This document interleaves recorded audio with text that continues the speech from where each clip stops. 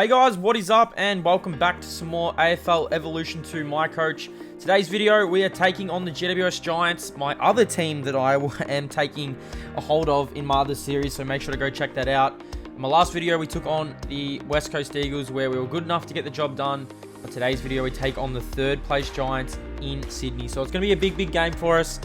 We're currently 2-1. We're currently okay, sitting 8th at the moment. I mean, we haven't had the best start to the season that we expected, but things are looking okay. So it is the Bombers and the Giants down at Sydney in round 4. The Bombers are favourites to win this game though, considering everything. The Giants are on top of us in the ladder. They are not favourites. We are favourites to win this. Jeremy Cameron will be coming up against his old team as we get into team selection. So like I said, Jeremy Cameron will be playing against his old team. The outs for this week: Brandon Zerk-Thatcher is out, omitted. Devon Smith is injured, so he's going to miss about 2 months of football. And Jacob Townsend has been suspended for some reason. So into the team comes Stewart. Michael Hurley returns from injury, and Irving Mosquito comes into the team for Jacob Townsend. Now, Townsend got suspended against the Eagles, which is pretty disappointing. Zerk-Thatcher was really good. He got the 1 vote last week, but I just felt like bringing Hurley back in, a bit of leadership, will be very good for our team. So this is the team that will be taking on the Giants: Redmond, Hurley, Ambrose. Townsend has been suspended for the 1 week.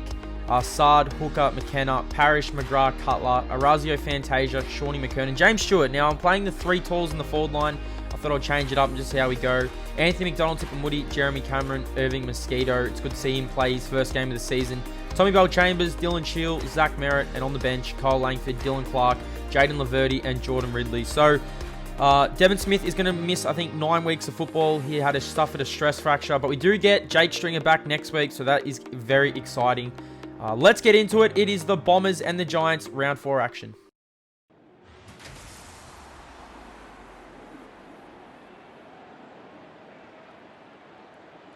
And joining me in the box for some special comments will be Gary Lyon.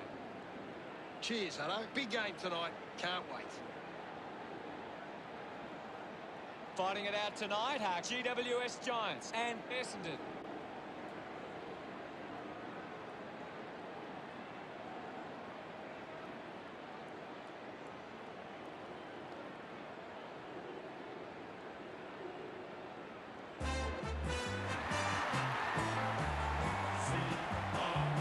Essendon run on to the roar of their fans. The banners are ready for the players.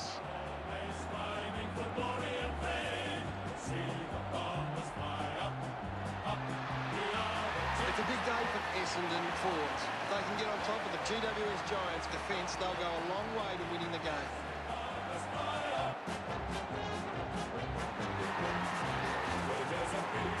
They run on in full confidence. They're looking sharp, and the crowd are appreciating it. The cheer squad's hard work is paying off. The banners are looking great.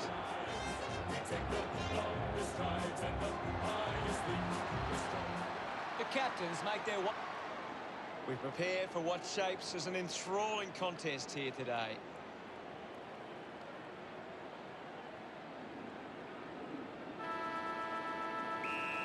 So here we go. It is the Bombers and the Giants underway from GWS Stadium. Now, the Giants definitely came to play in this game. You can see here David Zaharakis, who we did trade to the Giants in the preseason, getting his first touch. The ball goes inside 50 here. They have got some dangerous forwards. Toby Green snaps, kicks a goal. It is a different looking forward line with Jeremy Cameron not there. Tom Papley's down there. David Zaharakis also filters through there. That was a part of the Joe Danaher, Jeremy Cameron trade. You see Shawnee McKernan just a little bit slow, could not get rid of the ball.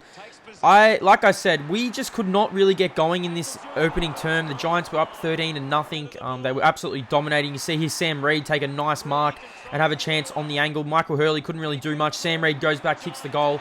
Now, in this series, we've never really been beaten big. I mean, there's been games where we just haven't performed, but there's never been games where we've just struggled to really get going, and this was definitely one of those games. You see here, nice looking goal to Tom Papley, wearing the number 45 for the GWS Giants. He kicked his first goal of the game, but the Bombers had to respond. Nice tap down from Shawnee McKernan. Andy McGrath gets tackled, and the Bombers are away. Dylan Clark gives it over to Tip and Woody, who's been so good for us this season and throughout the first 2 seasons of this series, and Tip and Woody kicks the goal. The Bombers are back within 19 points. This started a little bit of a flurry for the Dons. I mean, you'll see here we get a little bit of a run on out the back. Lovely handball from Stewart to Langford. Now, I thought I did spoil this over the line. It just gets over. Kyle Langford kicks the Bombers second. And even though we did start off poor, the Bombers have responded. 12 plays 25 here early. Zach Williams comes flying through here. Great tackle, almost a great tackle to Dylan Shield. And Zach Williams misses to the right-hand side. So 26 plays 12 early on in this game. Just on the siren, the Giants have a chance to extend their lead. And Stan Powell misses to the right-hand side. He must have been a draftee for the GWS Giants. But we head into quarter time. The Giants 4-3-27 to the Bombers, 2 straight 12. Zach Merritt, 3 disposals. Bell Chambers, 2. McKernan, 2. Tip and Woody, the 1 goal. Kyle Langford, the 1 goal. But it is all the Giants early on as we get into this second term, and it just continues the flurry. This was definitely one of our worst games we've played on the series. This Giants team just really shoved it up as Callum Ward runs in, kicks a goal. I think the whole trade with Jeremy Cameron was... It did fuel this matchup. I mean, I was looking forward to this matchup. Out the back, McKernan just misses. He was really good. He was definitely one of our best. It's a 20-point game here in the second term when Tip and Woody here has a chance, chips it over the top to Laverty, and I thought, why not get Jeremy Cameron into the game? But Laverty handballs into Haynes, and Haynes tackles him, and it's throwing the ball. Definitely a Shackton moment there from Jaden Laverty. So it is all the Giants here holding the ball to Adam Sard. They're just on top of us throughout the entirety of this first half. As we head into half-time, it is the Giants by 21 points. It really should be more. I mean, we didn't kick a goal in that term. We kicked the 1 point, 2-1-13 to the Giants, 5-4-34, who were just absolutely dominating at this stage. We get into this second half here, and the Bombers, I mean, we went a long time without getting on the scoreboard. You see here the Giants, I have no idea why they're snapping this back into the dangerous spot. High tackle here, though. It goes to Tommy Cutler. And Tommy Cutler, he has a chance to kick the Bombers third. But it just wasn't our night. Have a look at this kick from Tommy Cutler. It just squeezes to the right-hand side. He was pretty good in this game. But it is very disappointing considering how good we played last week against the Eagles. The Giants were just a little bit too good. Michael Hurley, lovely spoil here. But just at ground level, the Giants were just a little bit too good. Great snap on goal here from Tommy Papley. He gets his second, extends the Giants' lead to 26 points early on in this third term. And it is all the Giants. We do have a nice little play here, though. I mean, this is one of our best plays of the game. It just basically shows that this basically sums up our game. I mean, we did get going in certain parts. Nice handball here from James Stewart to Tip and Woody, who was running forward. 40 plays 14. Still got Jeremy Cameron conscious, and Nick Haynes just comes across and cuts it off. It's just disappointing considering, like I said, how well we played last week. We missed Townsend. We missed Evan Smith. It's definitely gonna be another grind year. The Giants are just running away with this. It's a 32-point game. 47 plays 15. We haven't kicked a goal since the first quarter. It is looking very dour for the Bombers. Another tough shot on the angle here. Great spoil. I think this might have been Cale Hooker. Lovely spoil as the Bombers struggling at this stage. 48 plays 15. We're almost at three-quarter time. And Stan Panu, or Powell, however you want to call it, he kicks another for the Giants. And they are absolutely all over us at this point. 54 plays 15. The Bombers just had no answers. We didn't kick a goal for three quarters almost. And the Giants lead by 39 points at three-quarter time. Not the Bombers' night. 8-6-54 to the Dons. 2-3-15. All the Giants in this game. Bombers have absolutely no answer. Sean McKernan was good. Andy McGrath was also being good. And Zach Merritt was also really good. I think he had like 11 tackles or something like that. Zach Merritt. I was really happy with his game. David Zaharakis gives away the free kick to Darcy Parish. Old teammates. Parish misses. Kicks it on the full. And that sums up the night for the Dons. 15 plays 54. You see here, Harry Himmelberg runs in. He does kick the goal. And I thought they were actually I thought we weren't going to kick a goal since the first quarter. This is our lowest score we've had for a very long time. But we actually do make the scoreboard look a little bit respectful. I mean, we get on a little bit of a roll here. You see Tommy Cutler load up. He kicks the goal for the Bombers. Big goal for Tommy Cutler. I mean, it's our first goal since the first term. And we do get a little bit of a roll. You see Dylan Shield running against his old team. He just squeezes this home.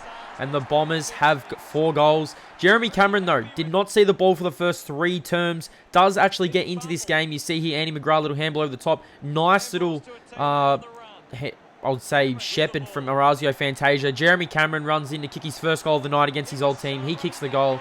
And considering just how bad the Bombers have played, it is only 33-60. And we do, like I said, get on a run. Kyle Langford handballs over to Dylan Shield. Goes over to Fantasia. Can go one more. Jeremy Cameron takes the mark for goal number 2 of the term. So it does show that we did have it in us. It was just, we waited a little bit too long in this game. But the Bombers do actually create a little bit of a chance here. I mean, we were a little bit of a chance. You see, Jeremy Cameron kicks goal number 3 of the term, and the Bombers were coming extremely hard. I thought we were definitely a chance. He runs in, kicks goal number 3, and considering we only kicked 2 goals in the opening term, to only be down by 15 points, it just wasn't enough.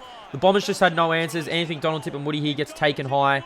I should have probably went back and took the drop punt, but I decided to go with the banana on a tough angle, and this just sums up the Bombers' night. Have a look how bad this kick is. It goes on the full.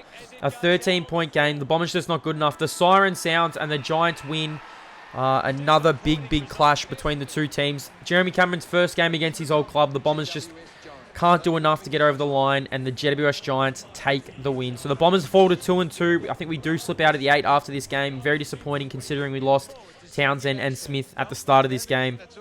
9-6-60 to 7-5.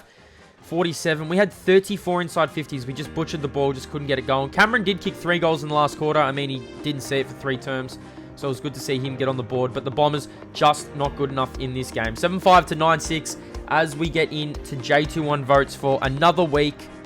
And when you play so bad for 3 quarters, there's not a lot you can be happy with. I mean, I was happy with how we finished the game, but still, we have a lot to work. We have a lot of work to do if we want to go back to back and win that 18th premiership, because we did win the grand final last season. But considering just how bad today was, we need to be better. Zach Merritt gets the 5, Shawnee McKernan 4, Dylan Shield 3, Mason Redmond was good in the back line. I mean, Tommy Pupley did kick 2 goals, but I did like his game. Andy McGrath gets the 1 vote as we head over to the leaderboard. I mean, it was disappointing.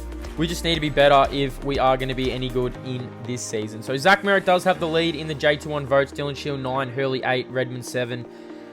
We need some players back next week. I think Stringer returns for his first game in almost a year, so it's exciting to see Stringer return. So I hope you guys enjoyed the video. Make sure to like button, and I'll see you guys in the next AFL Evolution 2 video.